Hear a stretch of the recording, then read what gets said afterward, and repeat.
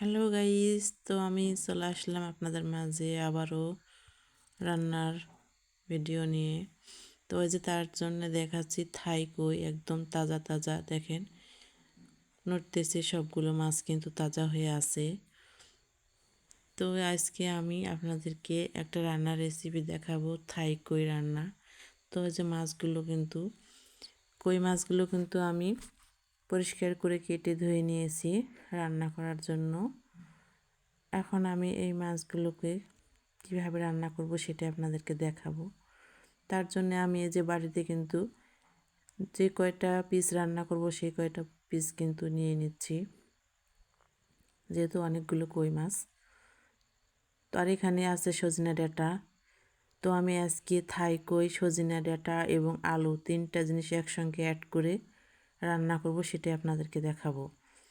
তো তাই সজনে ডাঁটাগুলো কিন্তু আমি লম্বা লম্বা করে চোঁচা ছিলে কিন্তু একদম কেটে নিয়েছি, নিয়ে পানিতে ভেজে রেখেছি। আর এখন আমি মাছগুলো কিন্তু আগে ভেজে নেব। তো তার জন্য মাছগুলোতে আমি লবণ আর এই যে হলুদের গুঁড়া দিয়ে দিচ্ছি। দেওয়ার পরে কিন্তু মাছগুলো ভালো করে মাখিয়ে নেব লবণ আর হলুদের গুঁড়া দিয়ে। তো ওই যে আমি মাখিয়ে নিলাম লবণ আর হলুদের গুঁড়া দিয়ে। এখন আমি মাছগুলো ভাজার পর্যায়ে চলে যাব। তার জন্য আমি দিয়ে দিয়েছি তাওয়াতে তেল গরম করতে। তো এই যে আমার তাওয়াতে কিন্তু তেল গরম একদম হয়ে গিয়েছে, আর আমি এখন মাছগুলো দিয়ে দেবো ভাজতে। তো এই যে দিয়ে দিচ্ছি, এভাবে করে কিন্তু আমি সব কই মাছগুলো দিয়ে দেবো তেলে ভাজতে। কই মাছগুলো কিন্তু ভেজে রান্না করা লাগবে, তাহলে কিন্তু খেতে অনেকটাই ভালো হবে। তো ওই যে আমি সবগুলো মাছ কিন্তু ভাজতে দিয়ে দিয়েছি। এখন এই পিসটা করে উল্টায়ে কিন্তু মাছগুলো একদম ভালো করে ভেজে নেব, ওই যে লাল করে। তো এইভাবে করে আমি সবগুলো মাছ কিন্তু ওই পিসটা করে উল্টিয়ে দিচ্ছি। তো কিছু কই মাছের পেটে কিন্তু ডিম আছে, সবগুলো নাই, কয়েকটা কই মাছের পেটে কিন্তু ডিমও আছে। তো এই যে দেখেন মাছগুলো কিন্তু আমার ভাজা হয়ে গেছে, আমি কিন্তু মাছগুলো বাটিতে ঢেলে নিলাম। তারপরে আমি এখন আলু দেখাবো আপনাদেরকে। তো এই যে আমি আলু মাঝারি সাইজের সিদ্ধ করে চোঁচা ছিলে রেখেছি। আর এখন আমি যে তাওয়াতে মাছ ভেজেছি সেই তাওয়াতেই কিন্তু আলুগুলো তেল দিয়ে ভেজে নেব।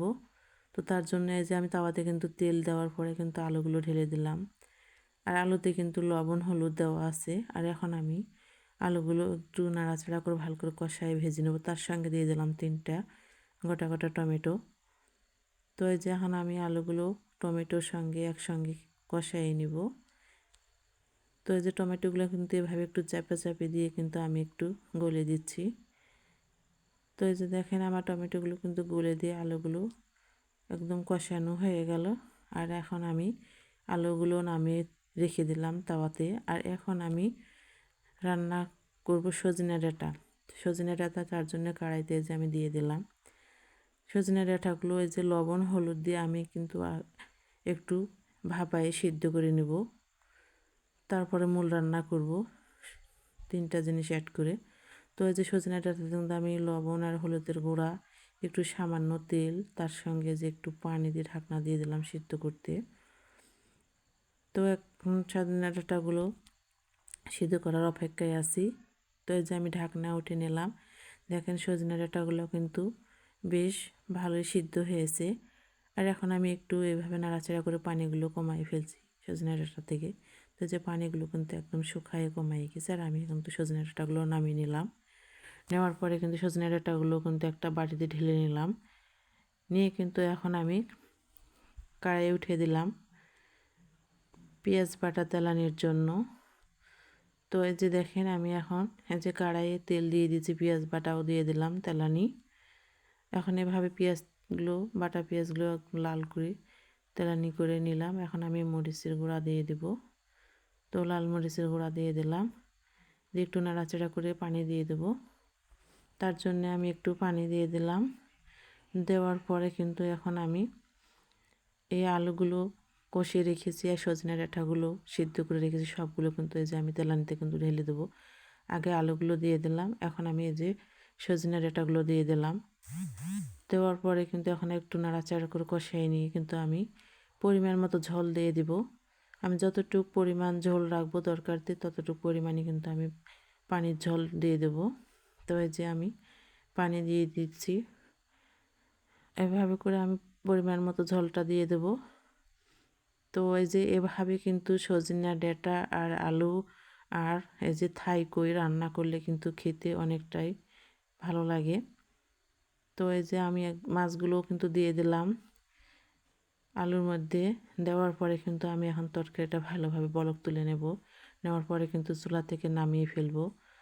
তো এই সময় সজনে ডাঁটাটা কিন্তু খাওয়ার উপযুক্ত, আর চাইতে বেশি মোটা হলে কিন্তু খেতে ভালো লাগে না। এরকমই অবস্থায় সজনে ডাঁটাটা খেতে কিন্তু বেশ ভালো লাগে। তো এই যে তরকারিটা বেশ ঝোল বলক চলে এসেছে, আর আমি কিন্তু তরকারিগুলো সব বাটিতে কিন্তু এই যে ঢেলে নিচ্ছি। তো এই যে দেখেন একদম অসাধারণ সজনে ডাঁটা আলু আর থাইকুই দিয়ে আমার তরকারি রান্না কমপ্লিট। দেখতেও মাশাআল্লাহ অনেক সুন্দর হয়েছে, খেতেও কিন্তু অনেক ভালো লাগবে। আজকের ভিডিও এটুকুই।